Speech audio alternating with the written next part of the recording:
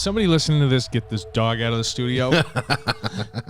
We got you one of your doggies here today. Dog's, it's a menace over here, this dog. Which, speaking of, yesterday we broke a record for downloads on our dog episode. Isn't that fantastic? Yeah, so that's awesome. So if you haven't, we've done like 3 or 4 episodes on dogs. We like talking about dogs. But the last one we did was the last one we dogged. We dogged, yeah. The last one we dogged was one on how dogs teach us. You know, because we can learn, learn from everything. But how dogs teach us in our spirituality. That's awesome. Yeah. So if you own a dog, I would encourage you. And I got several DMs from friends of mine that listened to it and really loved it. Really, I thought it was an amazing episode. Yeah. So far that's been our. We're gonna have to do more animal. You know, every related. day I walk into the apartment, I just wait for the dog to be standing there on its hind legs smoking a cigar. We've evolved them too. And then it'll be like, finally. It's so funny though, when you see how many dogs there actually are. Yeah. And then you get to the point to how many actual dog bites that there are. I mean, if you really think about how many dogs that are interacting with humans on a daily basis, and then the amount of, you would think dog bites would be, dog bites or dog deaths would be number one. You know what I mean? Yeah. Because there's so much interaction. I think mosquitoes are number one and stuff like that, right? Insects, but and then large animals, I think crocodiles and rhinos and all that stuff. But you would think dogs would be like right up there. You know, you would think they'd be right up there. You know that there's an estimated 900 million dogs today? There's almost 1 billion dogs taking shits all over the world. Oh, that's funny. But I was talking to somebody from the Philippines, and they were like, we just have like packs of wild dogs just running around. Yeah, but 700 million of the 900 million are free-range dogs. Just run around all the time. Well, I know Africa and stuff like that, they have those. I watched those where they just run and run and run those wild dogs and chase down. They just wear them out. They have such good cardio. China has the largest amount of pet dogs. Pet dogs? 110 million. No way. Well, as pets. What's comparative to percentage of population? Well, they got what? They have 1 billion people. Over there. Iceland may be number one for dogs because they could have 140,000 people and 100,000 of them, or 20 dogs per one guy. Yeah. Have you seen that Costa Rican farm that has where it's all the wild dogs? You can go and visit it. No. Yeah, type in. I think it's in Costa Rica wild dog, and you can go visit it, and then you can hang out with like hundreds of dogs. I type in Costa Rica wild rice. Wild rice. Yeah. Is it wild dog? Oh yeah, right here. Animal Shelter in Costa Rica, home to 1,000 stray dogs. Yeah, and you can go there and hang out with all these 1,000 dogs. Like walk around with them, and you'll literally have like hundreds of dogs. They have pictures of it. You literally have like hundreds of dogs just following you. I'm looking at it right now. It's insane. Hanging out. Oh, good for those dogs. I don't know how you feed them, but that's great. Land of the strays, they call it. Land of the strays. Dog paradise. Are we see, that's just the problem, and I don't want to get into this too heavy, but are we impressing our egos into the dog to decide whether, because the dog doesn't care. You think the dog could be in China, the Philippines, or in this sanctuary of love? Yeah. It doesn't know. It knows no difference. All it knows is if it's being treated well around a human being. It doesn't care what the environment is. But it didn't even respond to the bad treatment. I don't think it knows.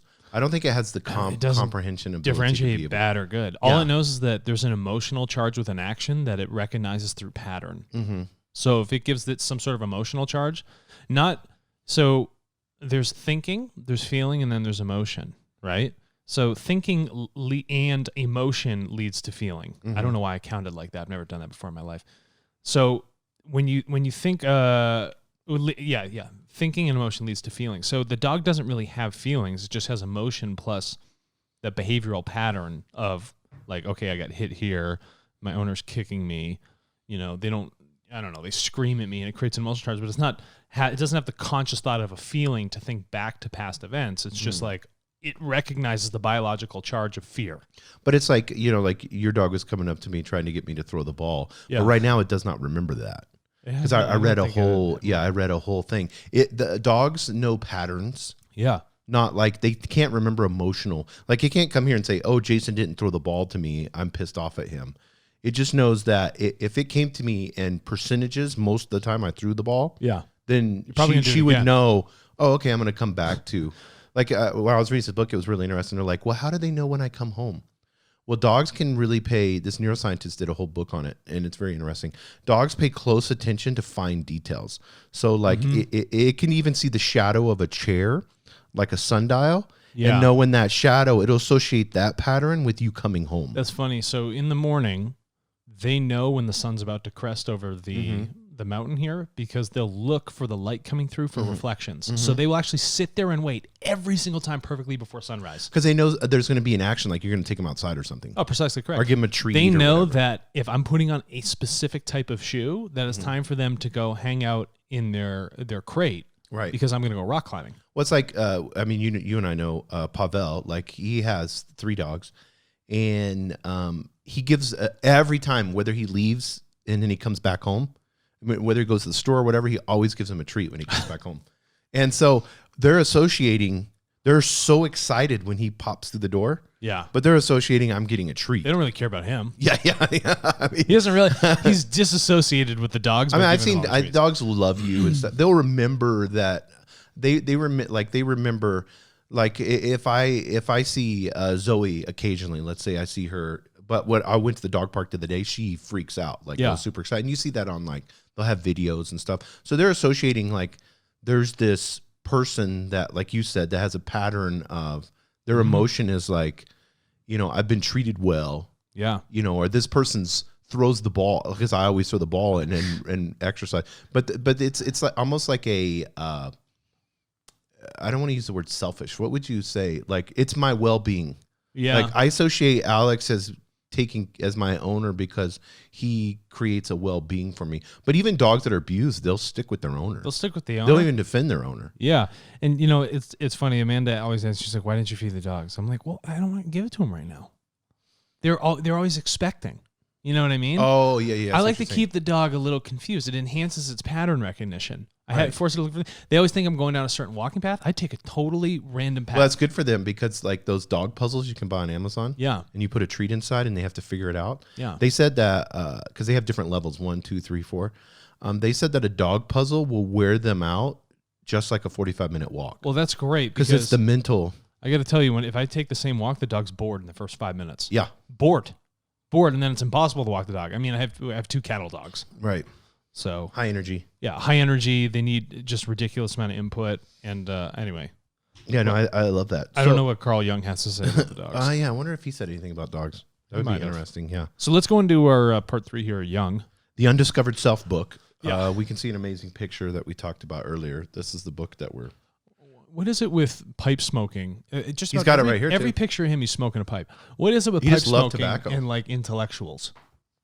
I think it's something like, you know, like some people love, like, fountain pens and put the ink in them, pocket watches where they take, you know, where they take the back off and show, or, you know, like, I like cigars occasionally because they're so bad for you. But I think it's just the idea of collecting something and then having something and it be personal.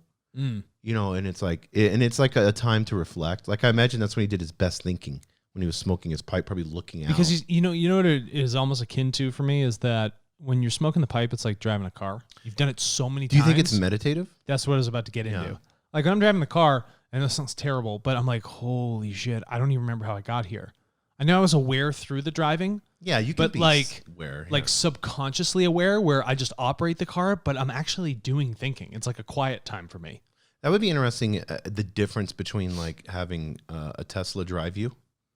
So I would love that. I would like the ability that I don't have to worry about the driving aspect. I know you don't like to drive. Because but I can think. If I didn't have to focus on driving, then if I sit in a Tesla, if I just set it and let it drive, I would trust it. Yeah. Dude, unless I started freaking out, then I would be. When I was younger, I had a couple ex-girlfriends ago. I remember when I would travel many moons ago. I remember I would travel in the car with the family, and the father would be driving. And maybe we'd do some, like, long trips or something like that. And it'd be late at night, and it'd be all quiet. We're just cruising along on the highway, and then all you hear is, ah! The guy wakes up. He falls asleep and then screams in a panic because he was completely blacked out. And I'm sitting in the back of the car like, holy, this is fucking nuts. You know what I'm saying? And this happened all the time. And I would always offer, I was like, would you like me to drive? Oh my God. Dude, it was Think fucking about nuts. that though. So, and then I started to recognize the any pattern, right? There would be like a slight drift Right. and he was out. And I'm like, and I'd be like, I'd like punch him or do whatever I had to do to wake him back. But if he woke up out of his own, like he was in such a state of fear because he was in no control. I think it was just driving itself. I was like, oh my goodness. Well, what's crazy about that when you think about it, it's like they said that being tired is equivalent to being drunk. Oh, I don't doubt. I've driven across country so many times. I'm like, I need to stop now. Yeah. It's not even worth pushing it.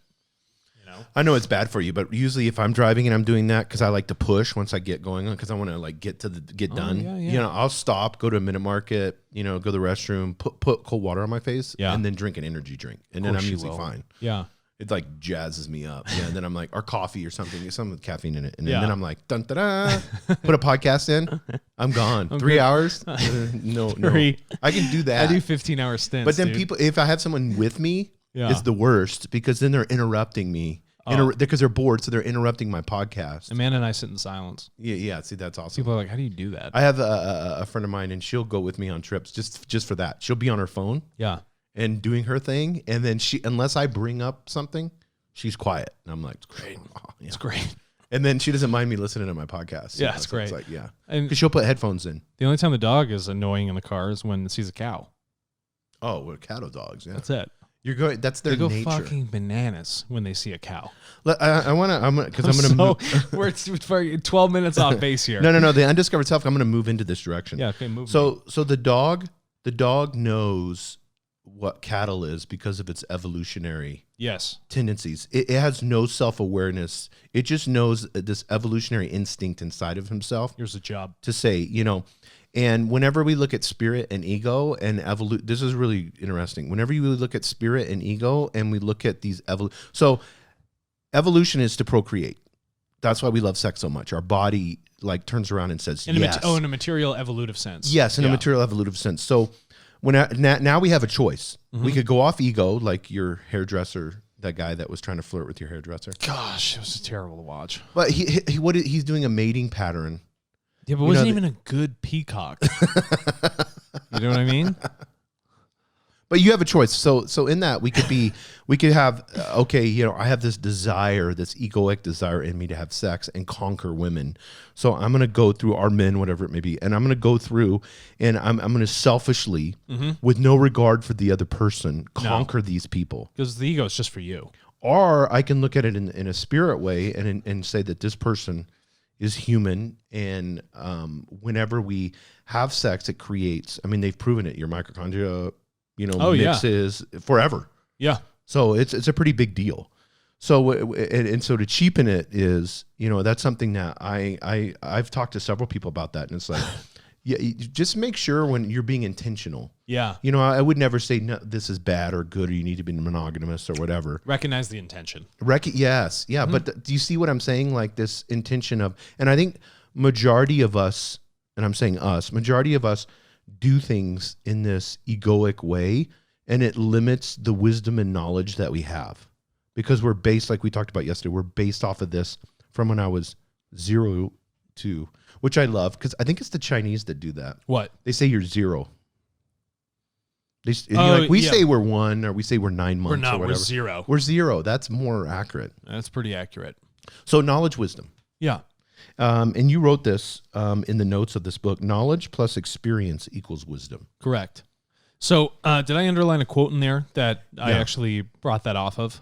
Yeah, he says, hence it is not, we're going to Mr. Young's. Yeah, this is Jung work. here, yeah. Hence it is not the universal and the regular that characterize the individual, but rather the unique. He is not to be understood as a recurrent unit, but as something unique and singular, which is the last analysis can neither be known nor compared with. These considerations must be borne in mind whenever there is talk of a theory, serving as a guide to self-knowledge. Okay, yeah, so when you talk about theory, you don't want to do it in the statistical sense.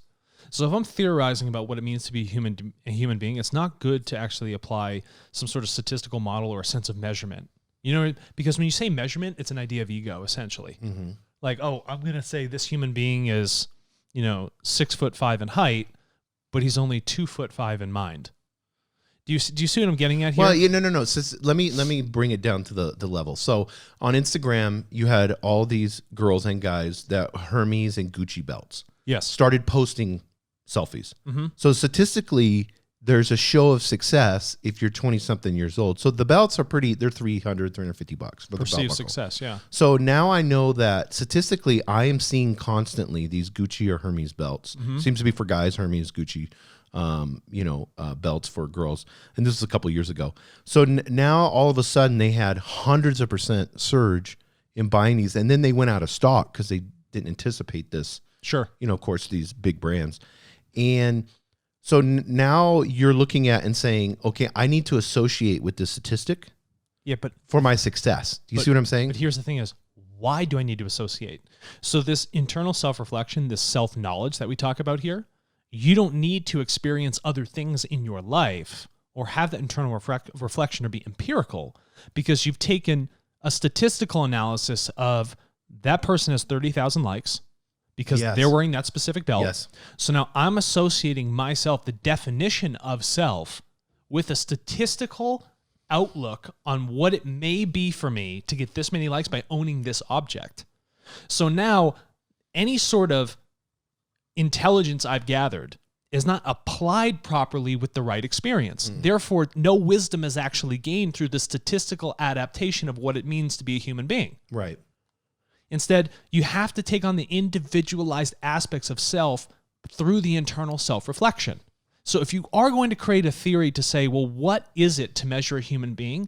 The first thing you need to do is remove the statistical idea of measurement and then look at the more dynamic, holistic sense of the internal self-reflection, the thoughts, the consciousness of that individual that actually leads them to being a wise human being.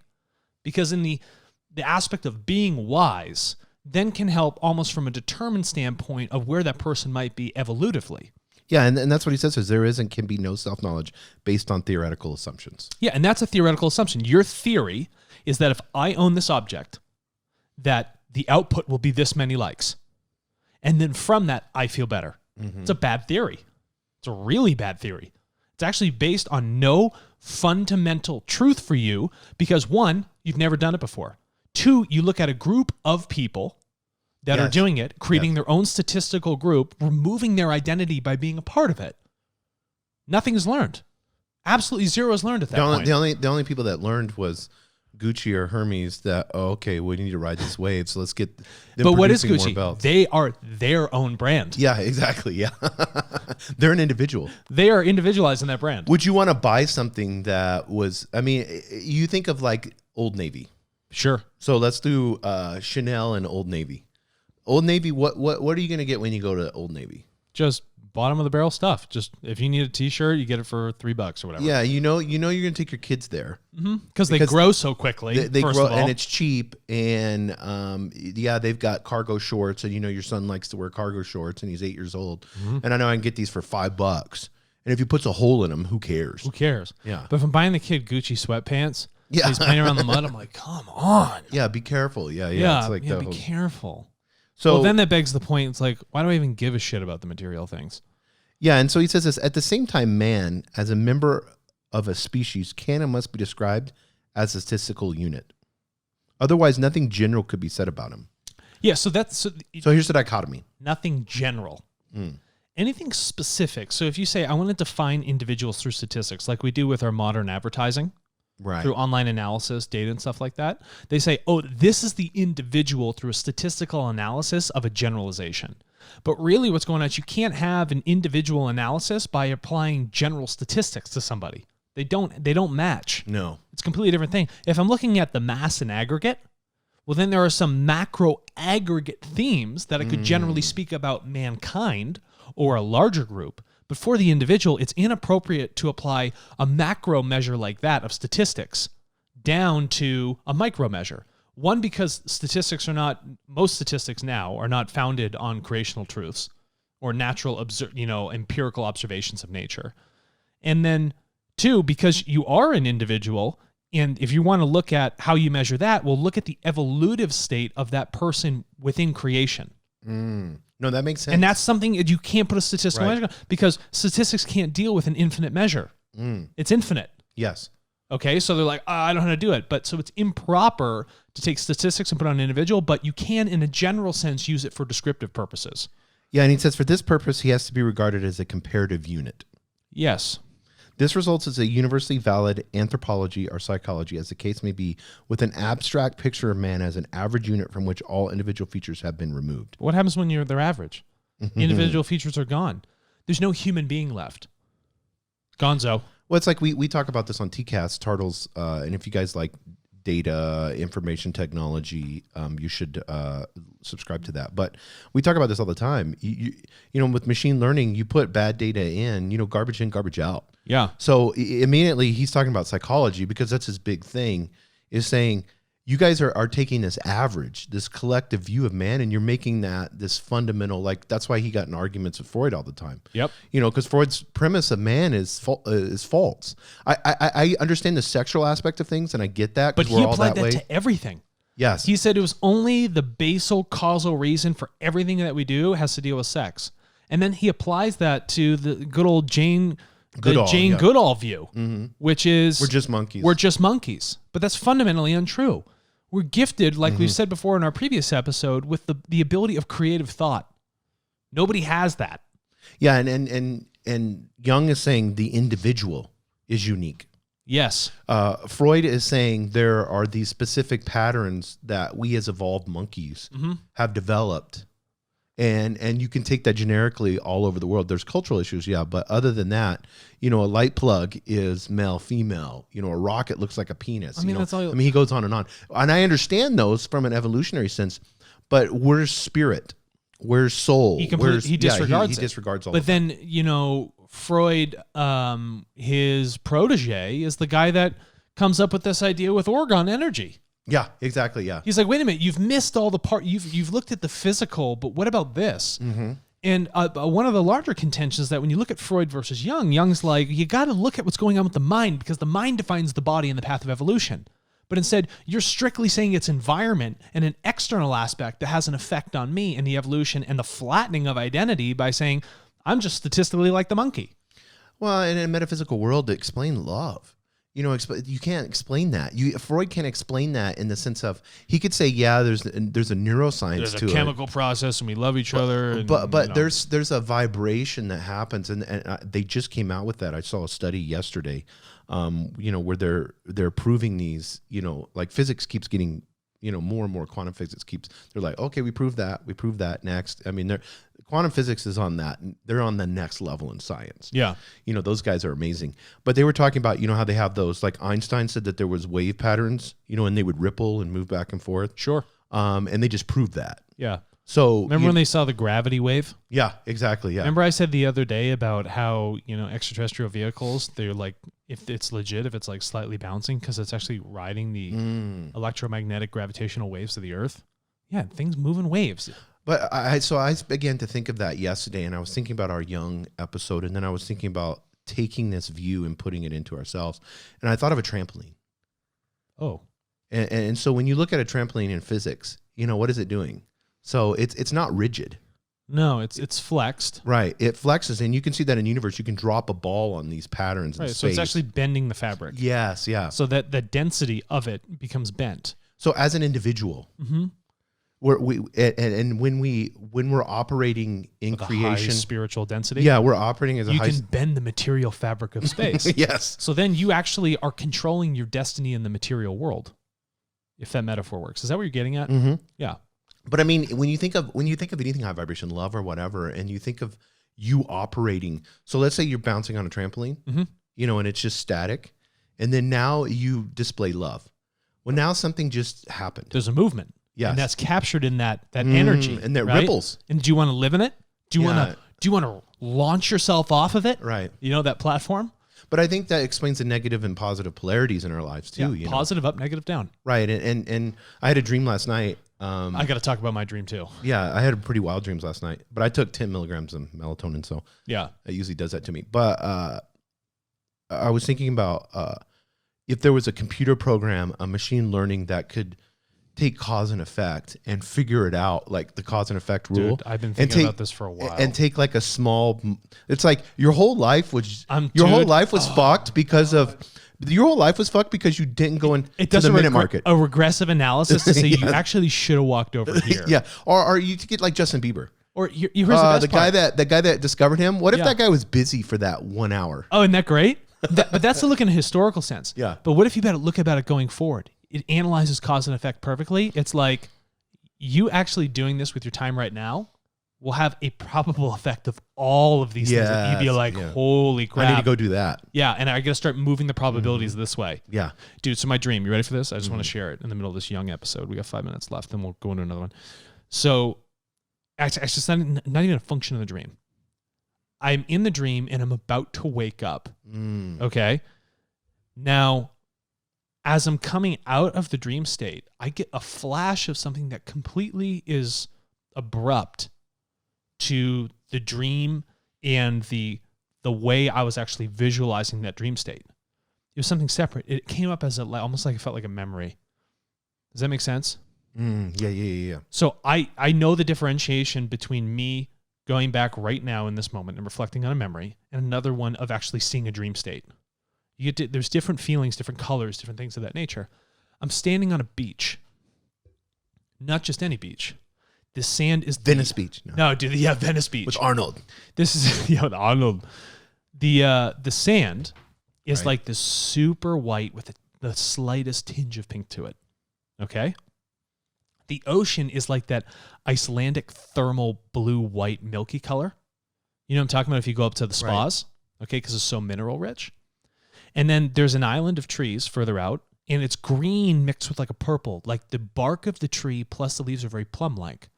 But do you know when a tree flags because of the wind? Yes. Okay, it's called flagging. It's what bends a tree. There was no wind here, but the trees were bent. So it was almost like the idea of flagging, but the trunk was completely straight. It looked very Dr. Seuss-ish. Now, as I'm looking out over the ocean, right? Okay, from this beach, and there's one tree in front of me, and like maybe a couple to my side, there's an atmosphere. It's pink. It's a relatively pink atmosphere, but it's lit from the bottom up. It only goes halfway, and then it's open sky with stars and planets. Oh, that's crazy. Here's the crazy part. So I'm like, but this interrupted my dream as I'm leaving it. And it just came there, and then it disappeared. But it had such an impression upon me. I remember the feeling, the peace, the quiet, everything standing right there. Like it was an old memory. I wonder if you were in a different dimension. But I'm not. Here's the best part. So then I began to think about it, right? I was ruminating yesterday about it. And I drew a picture of it. Actually, I got colored pencils, drew the whole scene out. I was like, how could an atmosphere only go up halfway and then I have open dark sky and I can see planets and stars? That's because the sand, the water, the planet was luminescent. The sand emits its own light. The water emits its own light, which gave the atmosphere that halfway up. So right now we have blue sky because it's coming in from the outside and bending the light. But this scene that I was in was lit from the ground up. So the physics were wonderfully perfect. It wasn't like dream state physics where they don't make any sense. Right. This was a place where I could see all of the night sky in some other dimension, moons, planets, it doesn't matter, you name it. But this planet was lit by itself. Well, I mean, there's deep sea creatures that are that way. Oh yeah, that's correct. Yeah. But imagine the planet glowing though. Yeah, but I mean, if the planet is based off of that same environment, because obviously there was oxygen you were breathing. Yeah. So I mean, there's oxygen in water. Yeah, and dude, but it was the most milky blue-white water you've ever seen, but it was glowing. So was the sand. Well, I mean, you have that, like in Washington State. I'll be up there in a couple of days, but I'll kayak. If you kayak early in the morning or late at night, they have that where you paddle and then you can see the trail of the luminescence or whatever it is. Yeah, it's the bioluminescence in the water, right? So I mean, you get moon jellies and stuff, and they actually light it up. Yeah, the whole that whole planet could be based off of that. Dude, it was incredible. Yeah, that's awesome. But just like in a personal sense, it felt like a memory. It didn't feel like a dream. No, that makes sense. And I feel like it crept in by accident. Because I was in the middle of a dream state. Like, it wasn't even supposed to be there. It's like almost like I hopped over for a second. I was like, oop, I just reached into something, and that was it. And Mr. Jung, which we'll have to eventually get into, has a whole book on dreams. It'd be interesting. Oh, we should go into his dream. I'll go through that after. Yeah, that would be awesome. So, guys, we'll be back with part 4 next.